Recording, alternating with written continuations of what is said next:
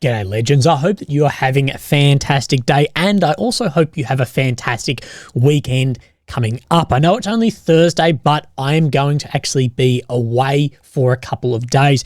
I know every few weeks it seems like that I'm at a wedding, and you can blame my friends for finding love, I guess, but this one's a very special one coming up that I'm actually the best man at, and myself, Lily, the bride and groom, we're actually staying down in an Airbnb for a couple of nights, but never fear, there'll still be some Willy for you.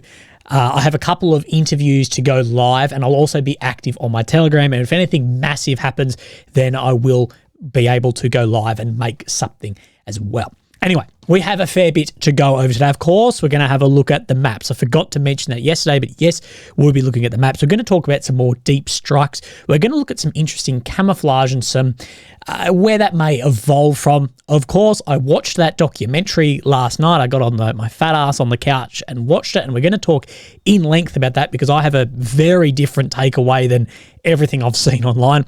We're going to look at frozen assets and fighter aircraft, and we're going to start with the F-16s. Now, you and I have spoken in length that the F-16s more than likely will be limited to Ukrainian territory like all US weapons so far have been.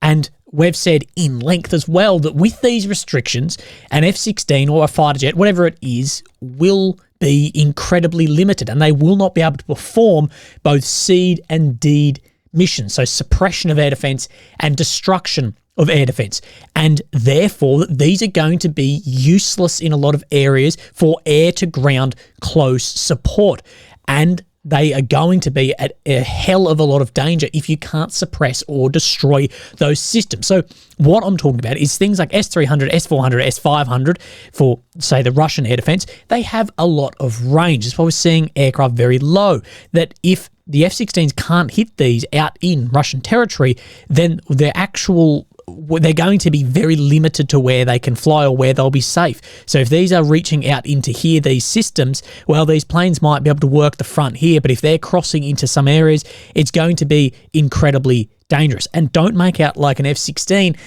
is not vulnerable to these systems. We've seen F-16s over Iraq be shot down by much older systems than that. It is going to be an incredibly challenging environment. So the reason we have this is from this, well, not from this article, but an interview on TV. All these line up. I checked through multiple Ukrainian sources, and they're all quoting the same. So, yeah, we're just checking this, although this one is from Ukraine Pravda, that Ukraine should use F-16s to defend its sovereign territory. When asked about the red lines surrounding Ukraine's use of F-16 fighter jets, the West sees Ukraine using these aircraft only within its sovereign territory, and this was from Patrick Ryder with Radio Liberty. Now, I don't think this comes as a surprise to anyone. I think we all knew that this was going to come, but it's just more confirmed now, saying, this Patrick Ryder saying, we're talking here about providing Ukraine with a unique air capability, again, which is intended to focus on Ukraine's defense of its sovereign territory within Ukraine's sovereign borders. That said, the systems that can hit these can sit well outside of sovereign borders. That is the problem with all these weapon systems sitting outside and not being able to then strike that. What is stopping these systems being outside and limiting the effectiveness of these systems straight off the bat? Now, I have been critical of F-16s going in purely because of this reason and a few others, where my criticalness isn't that F-16 is a bad jet. It's not that it won't have an effect. It is that Ukraine has a finite amount of money. It has a finite amount of military aid funding. And I think dollar for dollar, that these aren't the best way to go. They're incredibly expensive to both get, maintain, to keep them running. You need a massive crew as well. They're massive on manpower too. And I think dollar for dollar money could have been spent somewhere better off, especially with the amount of people now that comes into this. And we're seeing that it's the basic weapons that Ukraine is struggling to get. It is bullets, bombs, mortars. That's where the struggle is. How much difference will air power make, although it is incredibly labour intensive and incredibly expensive to have them? I think dollar for dollar, it could have been spent somewhere better. And the Americans have spoken in length about this, that no, air defence would be better than these. But this is the path we have chosen to go, I guess.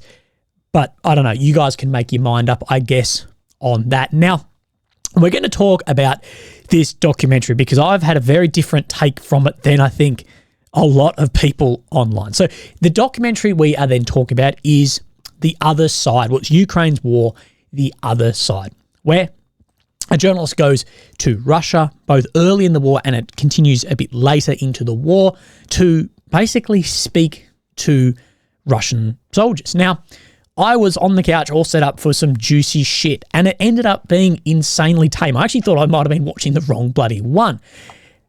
In my eyes, whoever's having like a massive meltdown over this actually hasn't watched the documentary. At least it's not watched it with an open eye. And I believe that this not watching something that's uncomfortable is incredibly common now online with videos, with news, with podcast, speeches, and documentaries, is people having formed a full opinion off a title and what other people are saying without actually watching it yourself. And this is why I say on YouTube, just my 2 cents, I think that on YouTube, you shouldn't be able to like or dislike or comment on a video. They should be grayed out until you watch like the first 30 seconds or the first minute, and then you can actually do that. But let's go over this. So in Australia, the big one that was going down is from the Ukrainian ambassador to Australia, has said the program aired last night on Four Corners, Ukraine's War, The Other Side, was the journalistic equivalent of a bowl of vomit. It unquestioningly repeated and aired countless blatant lies, historical distortions, racist claims, and propaganda narratives emanating from the Kremlin, inasmuch it completely served in the interests of Russia's dictator Putin. I vehemently disagree with that. Yes, there are pieces in this where he is talking with soldiers that they may reiterate historical distortions, like you say, claims or narratives. But they're in interviews with guys, and all these interviews are very, very casual. It's actually not like sit down proper interview. It's, for instance, at one point, he's in like a garage with some guys showing them a HIMARS, not a HIMARS, God, that'd be a bloody thing, showing them an NLAW. And the Spetsnaz come in and like, what the fuck is a foreigner doing here? And then just end up talking back and forth. And yeah, they might have spread some bullshit, but it's just a random off-the-cuff interview. It's not him. It's not the documentarian making those claims or repeating them. It's minimised and denigrated the deaths of thousands of innocent Ukrainian men, women and children who have killed by Russian soldiers. Now, I disagree with this. I think the documentarian, the journalist, actually did a good job of doing that. And I'm going to talk about a few bits and pieces. I sat down with my notebook initially and then was like, stuff it, I am going to get my computer. So it opens with, I was told not to go in, that I shouldn't be telling the other side. And this is something that many people criticize when someone tries to do that. If you remember, in 2022, I applied for a Donetsk press accreditation and I was actually denied for that. But when I said that, look, I'm willing to go and see what's going on, and not release anything till I'm back so I can have like complete freedom, then it was denied. But yeah, you're told not to do that. 7 minutes, he asks us about Bucha and the war crimes, and the soldier said it was a lie, and we're repeating narratives. But he did ask this sort of stuff. Now, it is important to know in the beginning he was embedded with DPR soldiers, so guys from a breakaway in Donetsk. That is, I think, something worth, and it's worth actually watching this. It's on ABC iView if you would then like to. But he does ask some hard questions. Would have, in a perfect world, you ask harder questions? Yes. But you need to remember the circumstances. This guy is alone. He's with soldiers in a foreign country where anything can happen to you. I think it's a big ask to be like, you should have asked this, when it's like, yeah, but you go there and do it. Yeah. But I think it's interesting when he said, like, I was told I shouldn't go and ask the other side. And in that interview I said with the Spetsnaz, he asks us about, like, what's happening in the war. And the Spetsnaz guy, which interestingly actually says, I think that we're losing the informational war. Now, the ABC has had a bit more of a response to this being on their platform. We believe Australian audiences also have the right to watch it and make up their own minds, which I believe they should. It shouldn't be limited. I have a big problem with media of any sort being limited. Okay, if it is state-funded propaganda, then yeah. But when it is off his own back to go and do. Watch it, and I think you'll get a very different idea of actually what was said. And we've seen protests like this. ABC, how much did you pay Russia to pay you to stab Ukraine in the back? And I was actually very surprised by the access he actually got, the questions that he was allowed to ask, and at times capturing what soldiers were saying. And he has a bit where Russian soldiers are saying, my friends in Donetsk are saying that it's way worse now that we've done this than it was before. But along with the ABC, I think Australian audiences have the right to watch whatever they would like, within reason, of course, but then to make up their own minds. And this obsession with limiting the media is a huge thing that just icks me, and it doesn't end well. And I have the same opinion about, say, with Belarus or Russia going to the Olympics, that what effect does this have on the war effort? And I can see why you've got this opinion, but aren't there bigger things to be angry about than that? You're creating rift just to create rift. And I think it makes people look like, oh, come on, like, we understand this, but that just, there's bigger problems when you're limiting this far down. Now, I've got some more notes here as well. Now, excuse my punctuation stuff. I'm typing as I'm watching this, but I said he makes no claims, nothing about Nazis, nothing pro-Putin, nothing. Those who criticise this have not watched it. When I say he makes no claims, it's not him doing it. Yes, he may interview people who make claims like that. Actually, not that extreme from what you go online for 1 second and you'll see significantly more extreme than that. But this is where it is. The problem in this is that it shows ordinary people. And like soldiers says here, we're not victims of propaganda. We are ordinary people. And he's then showing the documentarian, like his wife and kids. Another soldier said, we don't want to build a new USSR, new Soviet Union. We know that is impossible. Talking about the other coalition of countries that would then come in. I've seen people point out that there's hugs and high fives with other soldiers. And I've been in a lot of dangerous situations in my life. Trust me, that's just human nature. It wouldn't matter who it is. If you've had a bomb blast and then someone comes in for a hug or a high five, that just happens. It doesn't mean it's his bloody boys. That he also says that Putin says that this is a rerun of the Great Patriotic War. But now Putin is the aggressor and the invader. That doesn't sound like someone who is funded to bloody say this. Anyway, I thought I'd find some answers in the front, but all I found was death and destruction.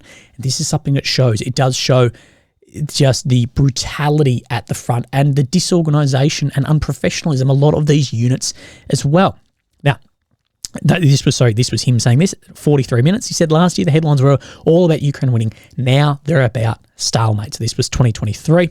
He says as he's closing piece, and don't quote this 100%, but it's very close to this, I met a lot of good men on the front line, but I can't help but think in the years to come how many would still believe in the cause. So in this, he's sort of calling out the cause as well, but most of this is just casual sort of talking film interviews recorded. I don't think that he himself reiterates any of this, and I actually don't think he publicises many of what he's seen. If you compare like this to, like, say, an interview I've done with Russian soldiers, trust me, this is fucking tame compared to some of that, as well as things like Tucker, or well as Twitter or Telegram or whatever. Targeting this on ABC. ABC is the taxpayer-funded network of Australia. It's meant to. The ABC, for those who know it, ABC is super like left wing, but but they're meant to show both sides. It's meant to be like in their contract. But what I think people are angry about in this, and the reason that these pages and people don't like it, is it puts a human face to things. And as my partner was saying this to me, like, oh, these are just guys. And I'm like, that is why people are angry about this, that these terrorists or these orcs or whatever you want to call them, that they're humans with families. And this is the exact same way that Russia want to paint all Ukrainians, and you see Putin do this, all Ukrainians as Nazis. And showing that they're then a human removes your propaganda. If you see that, no, not most Ukrainians are Nazis. It's a very slim minority that may believe in that and wear the patches and whatever, but it's the majority are not. But you're dehumanizing. You're saying you're an orc or you're a Nazi. That it's reducing someone way down, takes away that human element, therefore helps your propaganda. And This is the exact same that we see in the informational sphere, calling people with a different opinion, say just a Ukrainian bot or a Russian bot or a Vatnik, for anyone that opposes any opinions. It's in an attempt to just reduce them down and dehumanize them. And the complete dehumanization, especially from those not involved in the war. If you're a soldier on the front line, I completely understand the dehumanizing aspect, and I get the how that happens as a result of trauma. I've seen it happen. I've had similar instances, completely get it. But from people that are sitting on the couch spewing out whatever, not actually involved in this, just watching videos and resharing stuff, that actually scares me, that complete dehumanization. And that's what people are annoyed about. It's not annoyed about what is said. It's annoyed that someone has shown a human face to it and may swing people's opinion. And I actually fear that this will actually get worse however this war goes on. Now, because I'm a fucking dork, I put bits and pieces in my books for bits I find bloody interesting. But I think this sums it up well, and this was talking about after Nazi Germany and with Stalin and blah, blah, blah. But they would always feel the guilty need for an ally against potential German revenge. It is exactly the fear of revenge that motivates the deepest crimes, from the killing of the enemy's children, lest they grow up to play their own part, to the erasure of the enemy's graveyards to holy places so that his hated name can be forgotten. And that's something from Hitchens, a good author, a good book, Hitch 22, if you'd like to read it. But this erasure of everything, the dehumanization, to try and forget as well for a generation of what one side or the other has done. And dehumanization on Twitter, on Telegram, on the news, whatever, is a big, big problem that I think spreads like malignant cancer. And seeing the acceptance of it to wide audiences of people not involved is disgusting and will not lead us to a good place. And we see things, I just saw this before I clicked off, that there's this video, these two Russian guys unarmed here. This guy at one point has his hands up. They've got nothing and has clown music over the top of it. And this bloke, sorry, I cannot contain my laughter at this. And these guys then get killed by a drone. And then we see footage like this on both sides all the bloody time. We saw one only today or yesterday near a Leopard where a guy, there's multiple Ukrainian soldiers injured, and one of them has to shoot his mate and then shoot himself because of the situation. Stuff is fucking horrible. And you see Russian Peter, haha, look at this and this, adding clown music and this is funny. This shit is bloody horrible. We still need to maintain that we are humans, because where that goes, where that dehumanization ends up, is not a good area for anyone. But this documentary, like I said, it shows a human side that people may not want to see and don't want others to see.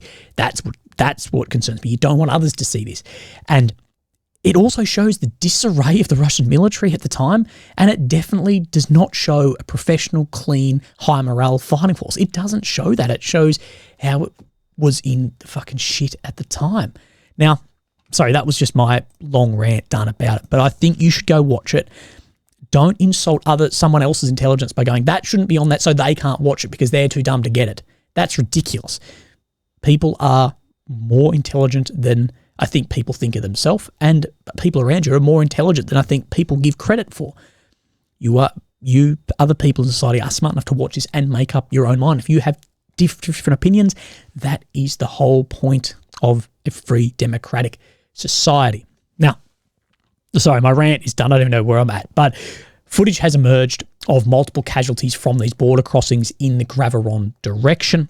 And we're going to talk about how incredibly dangerous these missions actually are. So these are the 4 through here, different crossings that we have by these Ukrainian forces into Russia. And so, of course, this Graveron direction, we're getting more and more footage of these forces who have been hit by drones, artillery here as well, that Russia has released a lot of footage, and we're getting a lot of footage around this Kozinka area of a shitload of shelling going in. So I think that at the moment it's mainly some small elements in here, but I think most of it is actually shelling and mortars going into these Russian areas as well. Now, these missions are incredibly dangerous. Talking to a friend about this, that these behind-the-line Special Operations Forces missions, the whole reason that they're doable in small numbers behind the line is because they rely heavily on secrecy and stealth, where these are different. You're still doing the behind-the-line actions where you're going to be outnumbered, but because they rely on this being a PR campaign, they don't have the power to go to Moscow. So it has to be a PR to try and rally up more people,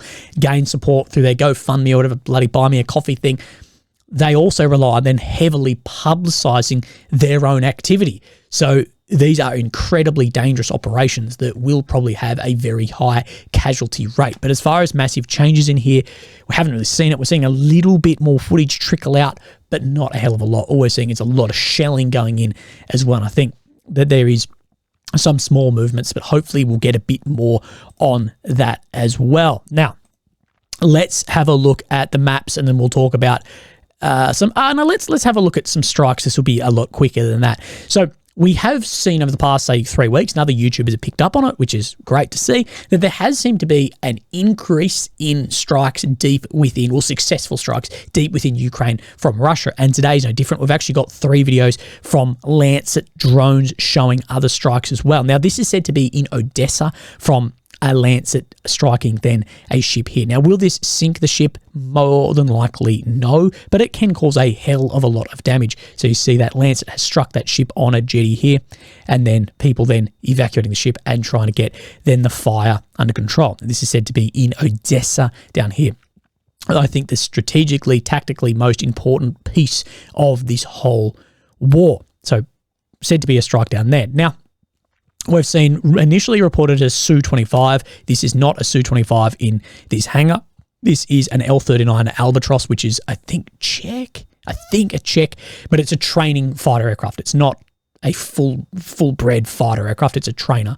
But it has been struck then by a Lancet here. Now, some are saying, has this been taken out, or is it then like the tent covering that has caught fire? I don't know. I struggle to think that if you can see it through this on the thermal, that it hasn't actually punched through and damaged then the aircraft sitting then below. But you can see what I'm getting at is not what has been taken out. I'm getting at there has been a increase in the capability and the ISR, the surveillance of these areas, reconnaissance of these areas by systems behind the line. And I think a lot of that is due to the reduction in the air capability for Ukraine with the ammunition shortage that has happened. So this has then been geolocated to just here where that Albatross was. So we can see this is in Mykolaiv up here, which this area, if we look on the deep state, at one point was near to or occupied by the Russian forces when they were trying to capture Odessa here. So it sits up here. And then we've seen a strike against an ST-68U radar system. This is a Soviet era. It's called the tin foil or whatever it is, but that's like the NATO name for it. But this is a radar system to work with AD, and we have seen this hit by a Lancet as well. So you see these 3 sheds here. It's sitting right where that square is. Now, people are saying, is this hit? Well, I think if we see the camera coming in, I can't see how it could have missed from when the camera cut. So on target, cuts out. Like, that's not missing from there. I don't know. But it's said to have hit it here, although it may look, I don't know. It's hard to see on this. But again, I'm not talking about what has been, yes, it's smoking.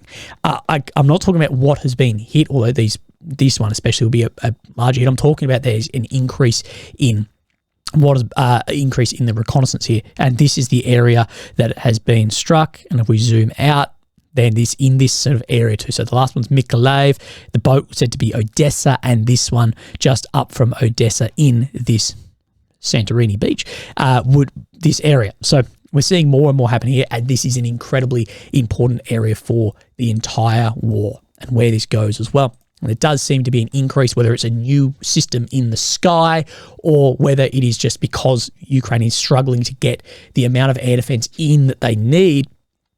Is that then having an effect? So let's have a look at the maps. Of course, is Ukraine the capital of Kyiv? The red areas occupied since 22 and the purple since 2014. Now, we have a little bit to go over on this, but not too much, because this is the MOD map. The only change we do see is down here, just out of Mariinka, and we'll talk about that. Well, let's talk about it now. So we see from yesterday, till today, just up around this pond, we do see some changing out here, pushing down into Hrivka, and eventually they're trying to get this whole area between Ugledar and Mariinka, and of course this includes Novomaylivka. Now, Suryak doesn't have this shown on the map, but in his summary he does talk about this. So in Bakhmut front, after several days of operational pause, the Russian army has resumed its attacks on the last Ukrainian-held area of Vanovsky. Meanwhile, in Avdiivka, Ukraine army has practically withdrawn. We'll talk about that. In addition, Russian troops continue to advance in Hrivka, driving Ukrainian troops out of the pond dam. So right where we saw that change. The battles are slow and costly. Both sides have suffered heavy losses since the fall of Avdiivka, and the dynamic continues. So, of course, we know through these areas, massive losses. This is from 2014, so in the years, it's only moved a little bit. We'll talk then about Bakhmut, because it said they've gone back on the offensive, trying to get Ivanovsky here. Of course, is the second road of life, with the ultimate goal here being Chasiv Yar. We know Chasiv Yar is still getting hounded with those fabs, but that is the end of the MOD's map. But we do have some other areas to look at from Suryak here. So let's talk about Terni. So if we come down here, that this is the Terni front, trying to move out towards these ponds and gain control. But is saying here, you can line this up. Situation north of Donetsk, Russian army continue advancing west of Terni and reaching positions located 600 meters from the first houses of the locality. So if we look where this tree line is, it's saying that it's way up, sort of where the end of this grey zone is here, which isn't being shown on the deep state, but we are unsure yet if or what the movement is in this area. Then we'll come down to Mariinka, just about we're talking, come just south. We talk about Novomaylivka in here. We do see there is advancement in here, but of course, huge street fighting and heavy losses as well. Here, let's have a talk about this. So, said just up in the north, there's a bit of ground being made here. Situation South Donetsk, Russian army made new advances in the plantations north of Novomaylivka. So this dot here will be just in this area. So in the plantations that sit just up in here, but no huge shifts. Now, I know I'm a little bit all over the map, but then we come up into Avdiivka, where yesterday we did see that Orlivka was then completely taken, one of the three areas that tried to hold that Russian sort of storming forward after the fall of Avdiivka. Now, this says here, this shows basically the same thing, but a movement out to Semenivka in the grey zone here as well. Now, situation west of Donetsk, Ukrainian army retreated towards Derna River and begun withdrawal from the northern part of Tonnenki. In addition, Russian army begun attacks to Ukrainian positions north of Ulivka. So, saying that there is movement out of Tonnenki here as well, as they're pushing through and in Orlivka. And what we do know is that the line here was never going to hold for an extended amount of time. What it was trying to do was delay. It's a delaying force to build up these second, third defensive lines. So we may see a collapse here at some point and a tactical withdrawal into better positions, because we know this wasn't prepared to the state that it maybe should have been there. Now, I need to move down into the south. We've seen no change in Robotny here, but we did see in the days prior some corrections on this map showing Russia's advance just out of Verbovy, and we do have some footage that doesn't, it's not geolocated, but it's said to be from Russian pages out of Verbovy here, and the front line is just a bloody mess in here. It's flat land, it's just full of rubbish, it's just pockmarked with holes everywhere. But Suryak then has had this to say. Let's move this. Situations up front, small corrections were made at Robotny, in which Russian army control more areas in the center of the settlement. The level of destruction is huge, and there is not many places to consolidate the positions. In addition, Ukrainian army continue launching counterattacks from the northern part, which stopped Russian troops to take the rest of the locality. So, pushing down into Robotny here, that Ukraine is launching counterattacks not to let Russia move forward in. But this is definitely showing a difference. This movement here is showing a sort of where the Russians are saying that they are, but we're not 100% sure yet what is actually happening down there, because of course the big difference on this map, bring up the works here, that these are where these works are. See the yellow and the orange or red to the red, that it said that this is closed off. They're not being shown on the maps together, and what we like is when the maps show the bloody same thing. Interesting there to look at this. Now, I want to talk about this camouflage as well. So the MOD has then released this. Russian military doctrine places high emphasis on the use of camouflage and deception techniques, often known as miskovka, to enhance the survivability of Russian forces, as well as conceal their operational intent. The lack of effective employment of this was one of Russia's key operational failures in the early phases of the invasion of Ukraine. Russian forces have highly likely been making efforts to increase their improvement of these techniques to mitigate the heavy losses sustained over the past 2 years, both the Black Sea Fleet and aerospace forces. We do see, unlike most Western fighters, that Russian fighters tend to have camouflage on them. You know, it's very distinct, like the blue, but we don't really see that. We see the grey on then the Western style fighters. We do occasionally see camo, but not as much as we used to. The old Aussie F-111s with like the Ozcam looked fucking great. Anyway, the Russian airbases application took decoy dummy models of aircraft and tires on the wings of planes. So something like this. Now, I actually believe that this isn't really, you can call it camouflage. I actually think this is because some of those drones may have used an AI targeting system that, you know, makes up from optical saved optics of the aircraft and is looking for that. And if you paint them on the airfield or put things on the wings, it may confuse that system. That's just what I think. But according to the reports, there are also painted silhouettes of airframes at 9. Yep, we know this. In the maritime domain, vessels of the Black Sea Fleet have black paint on the bow and stern, likely to make their warships appear smaller and less appealing, blah, blah, blah. Silhouettes of vessels have also been painted on the side of keys. So we see this here. We say that this is a Kilo submarine and the decoy submarine silhouette. Now, you can probably see the problem with the size of this. But again, what I'm getting at is if it is an AI targeting system, this may confuse it. We're not too sure, but an example of what is happening there. Probably to confuse Ukrainian uncrewed aerial vehicles. Despite these attempts at concealment, Russian aircraft are still vulnerable to conventional shoot-down, while in the air, and Russian vessels are still vulnerable whilst operations at Black Sea. It's unlikely that use of these techniques will lead to any significant reduction in losses. See, I actually think we're going to see, and actually, I should say, we've talked about this a year ago when we first started seeing the success of the Ukrainian uncrewed surface vessels, what do we call them, the drone boats. You and me actually talked about, will we see the return of dazzle camouflage like this? Now, what is dazzle camouflage? Well, you mostly see it now on vehicles that are going to go in production. I know Range Rover does this a hell of a lot. Is to reduce how the ship looks. It's much harder to see what ship it is. It's much harder to see how far away it is as well by sight. Now, this has gone out of fashion with radars and sonars and all this new technology. But as far as we know, those drone boats, they are relying on someone looking at the screen, looking for this. I think we may see around the world the return of dazzle camo. And I'm all about it. These look cool. But I think we will see the return of proper dazzle camo like this with weapon systems that are operating on site on a actual controller. So they're saying that, but I think we may see that. And it's funny because we're 12 months ahead of the whole MOD. Now, I need to talk about frozen assets. We know there's billions, tens, hundreds of billions of dollars of Russian assets around the world frozen. And for a lot of time, people have spoken about that these should be then sold off, bloody liquidated and given to Ukraine in funding. Now, that sounds great on the surface. What it does do, though, is it can potentially undermine the safety and security of those networks. You've got to remember, in the euro, in the dollar, in the pound, a lot of the money there is foreign investment because they're seen as very safe and secure investments. Think of Switzerland with their banks and maybe some dirty gold or dirty cash that maybe sits within those banks. But that is why the franc is very, very powerful. Anyway, they don't want to undermine the security of it, and so foreign investments pull out. So, sorry, what I'll say is, imagine you're a Chinese billionaire and you go, well, I'm not trusting the yen as much as the dollar because the dollar's stability, its growth over this amount of time, or the euro.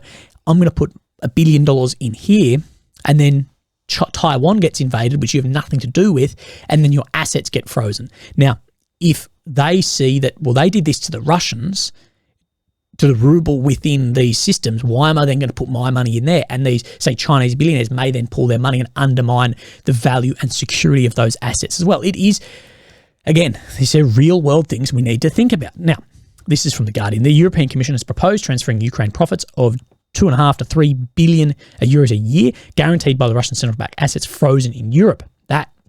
The exact amount available for Kyiv would depend on global interest rates as they fall up and down, as the profits and returns on the 210 billion of Russian central bank assets held in various currencies. So what they're saying now, and this is more what I've seen people say would be a much better option, is you don't transfer what is frozen. You transfer the interest made off that money. So it makes 1-2% interest, like I say, depending on the rates. Therefore, that is, extra. It's just like how we make interest on our $5 in the bank, but you could transfer then that interest. So you're not touching the asset, you're just touching then the interest. Now, let's have a look here. Of course, this is from Swiss, talking about some dirty Swiss money. But anyway, Reuters, Russia on Wednesday said the proposal by European blah, blah, blah, Joseph Borrell to take 90% of revenues from frozen Russian assets in Europe and transfer to buy weapons for Ukraine is banditry and theft. So it's revenue made from it, not the asset itself. But they are saying there's going to be legal problems with this. Now, like I said, 90% could go to buying Ukraine's for weapon. Where are those weapons going to come from? The exact systems that have making the interest on it and holding the money too. So it's a win-win for those. Anyway, the Kremlin says such plans, if implemented, would destroy Europe's reputation as a reliable guardian of property rights and lead to years of litigation. That could potentially be true also. I think that is the huge danger, and we can't downplay that. Europeans are well aware of the damage such decisions can do to their economy, their image, and their reputation as reliable, so to speak, guarantors of the inviolability of property. So this is what people said, that if they're willing to take this guy's yacht, what's stopping them from taking your house? That's the argument. The damage will be inevitable. The persons who will be involved in making such decisions, the states that will decide this, of course, they will become the objects of prosecution for many decades. So this, of course, is the Kremlin spokesman saying this. Some 70% of Russian assets immobilized in the West are held in Central Securities Depository Euroclear in Belgium, which has the equivalent of 190 billion euros, $206 billion worth of various Russian central bank securities and cash. And we have heard then people from Belgium and bankers talk about the problem in doing this as well. I can't remember his name. I tried to find the article, but he was like the central banker of Belgium, and he was saying about, like, is this a path then we want to actually walk down, and where does this lead in the future? That, yeah, here and now we can see it, but once we start this, where does it stop? How does that then affect global currencies? Legends.